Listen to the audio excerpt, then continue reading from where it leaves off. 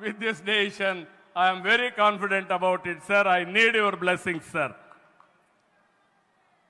ఒక అమరావతిని అభివృద్ధి చేయడమే కాదు, 26 జిల్లాలను అభివృద్ధి చేస్తాం.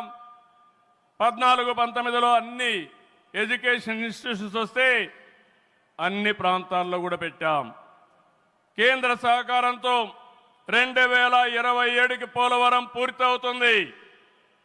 ప్రధానమంత్రి గారు సూచనిచ్చే విధానం ప్రకారం రాష్ట్రంలో నదుల అనుసంధానం కూడా పూర్తి చేస్తాం. ఇది కాకుండా భోగాపురం ఎయిర్పోర్టు నెక్స్ట్ ఇయర్కు పూర్తి చేస్తాం. విశాఖపట్నం స్టీల్ని మళ్ళీ ఆంధ్రుల ఆత్మాభిమానాన్ని నిలబెట్టే విధంగా 11,440 కోట్ల రూపాయల ప్యాకేజ్ ఇచ్చారు. దానికి మనస్ఫూర్తిగా ధన్యవాదాలు. విశాఖపట్నం రైల్వే జోన్ వచ్చింది, దానికి కూడా కేంద్రానికి అభినందనలు.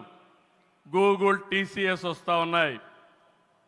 1,43,000 కోట్లతో ఆర్సిలార్ మిత్తల్ స్టీల్ ప్లాంట్ పెడుతున్నాడు. దానికి అడ్డంకులుంటే అవన్నీ తొలగించారు, పూర్తిగా సహకరించారు. దీనికి మనస్ఫూర్తిగా ధన్యవాదాలు సార్. వెనుకబడిన రాయలసీమ పైన ఎక్కువ ఫోకస్ పెట్టాం. హార్టికల్చర్ హబ్గా తయారు చేస్తాం.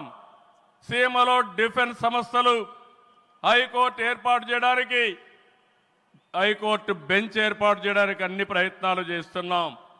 లేపాక్షి ఓర్వకల్ కారిడార్లో aerospace, automobile, drone city, green energy ప్రాజెక్టులు తీసుకొస్తాం. రామాయంపట్నంలో బీపీఎల్ రిఫైనరీ వస్తూ ఉంది. తిరుపతి అతిపెద్ద స్పిరిచువల్ హబ్గా తయారు చేస్తాం. కడపలో స్టీల్ ప్లాంట్ వస్తుంది. కొప్పర్తి, ఓర్వకల్ ఇండస్ట్రియల్ నోడ్కి కేంద్రం సహకరించారు. ఇటీవల కాలంలో ప్రధానమంత్రి గారు విశాఖపట్నం వచ్చి ఎన్టీపీ